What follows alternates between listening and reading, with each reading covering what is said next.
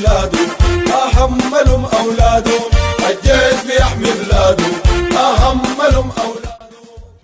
الآن نحن حضورنا لزيادة السود الحرة قوة. أبدا أبدا لا يفهم أحد إنه نحن جينا ننتقص من هذه القوة، فقط للترتيب وللمساعدة.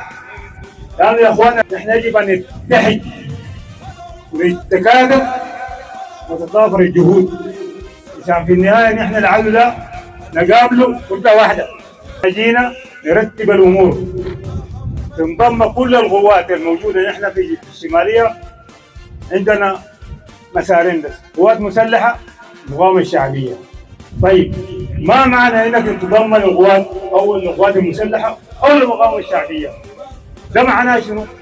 معناتها انت اي زول بينضم نديه بطاقة المقاومة الشعبية هو اصبح فرد في القوات المسلحة، له نفس الحقوق للعسكري الموجود في اي حتة زي ما عليه واجبات. بمعنى انت حتستفيد، ادوك نمرة عسكرية وعندك مرتب، كل الامتيازات للقوات المسلحة. وبالتالي نحن جينا نساعد الاخ الشاذلي. نحن حنسعى لترتيب الاوضاع عشان نحن لما العدو ده يجي يلقانا نحن شنو يا اخوانا كتلة واحدة. نحن ننتظر منك الكثير وننتظر يدك على يد القائد الشاذلي الإدريسي ترفع من همة هؤلاء الأبطال الذين أتوا إلى الوصول الحرة، لا مقابل لا بديل لا رتبة لا نمرة عسكرية، همهم الوحيد هو الوطن. لما قامت الوصول الحرة يا اخوانا ما قامت من فراغ، امشوا مع هذا اللوغو بتلقوا الآلهة بتاعت الحرب والصحراء قلعوها من رمال النبي. مشت لما جاء عبد الله بن ابي السرح لاقوه رماة الحدب من هنا من الشرك. يبقى يا اخواننا ان احنا قوتنا دي تاريخ بيكم وبالاسود الحره وبقائد الشاذلي ما من فراغ يا اخواننا. الشاذلي ده الادريسي حفيد الحسن عليه السلام كمل الدين. الاسره دي يا اخواننا كانت حاكمه دولتها من المغرب. يبقى لما جاء وغاد القوه دي ان احنا كمقاومه شعبيه مطمئنين، دين وفراسه وقوه وتاريخ. نحن الوجود الحره قطاع الشرك خلف القائد، خلف القائد والمجاهد والمناضل، خلف القائد يا السيد ابن السيد الإدريسي.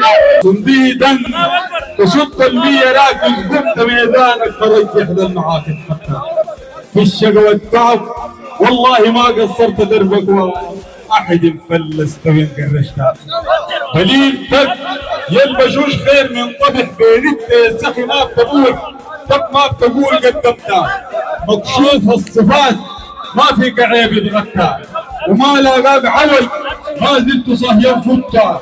تمسح القوانين ما بيطلب ست قبضة سطوة لا قال انها ابن اخوتها.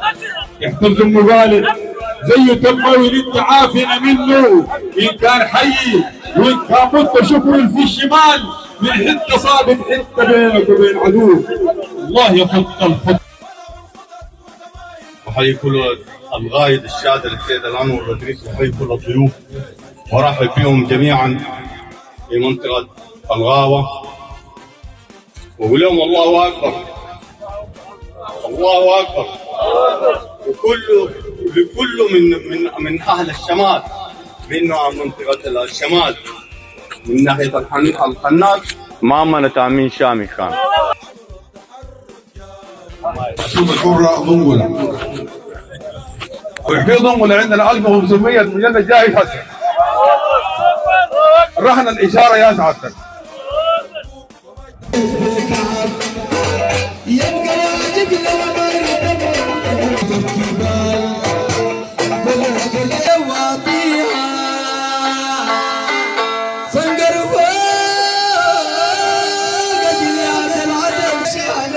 احنا كيس الدبة ما بنديها